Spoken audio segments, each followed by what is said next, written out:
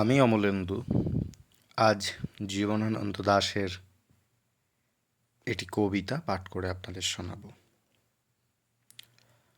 আমাকে তুমি আমাকে তুমি দেখেছিলে একদিন, মস্ত বড় ময়দান, দেবদারু পামের নিবিড় মাথা, মাইলের পর মাইল, দুপুরবেলার জনবিরল গভীর বাতাস, দূর শূন্যে চিলের পাটকিলে ডানার ভিতর অস্পষ্ট হয়ে হারিয়ে যায়, জোয়ারের মতো ফিরে আসে আবার, জানালায় জানলায় অনেকক্ষণ ধরে কথা বলে।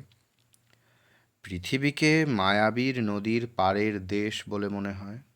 তারপর দূরে, অনেক দূরে, খররৌদ্রে পা ছড়িয়ে বর্ষীয়সী রূপসীর মতো ধান ভানে, গান গায়, গান গায় এই দুপুরের বাতাস। এক একটা দুপুরে এক একটা পরিপূর্ণ জীবন অতিবাহিত হয়ে যায় যেন।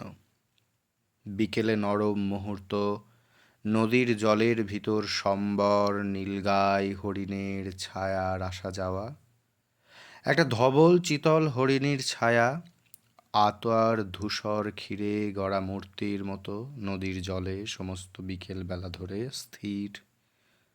মাঝে মাঝে অনেক দূর থেকে শ্মশানের চন্দন কাঠের চিতার গন্ধ, আগুনের ঘিয়ের ঘ্রাণ, বিকেলে অসম্ভব বিষণ্ণতা, ঝাউ হরিতকি শাল নিভন্ত সূর্যে, পিয়াশাল পিয়াল আমলকি দেবদারু, বাতাসের বুকে স্পৃহা উৎসাহ জীবনের ফেনা, সাদা সাদা ছিট কালো পায়রা উড়াউড়ি জ্যোৎস্নার ছায়ায়, রাত্রি নক্ষত্র নক্ষত্রের অতীত নিস্তব্ধতা। মরণের পরপারে বড় অন্ধকার, এই সব আলো প্রেম ও নির্জনতার মতো।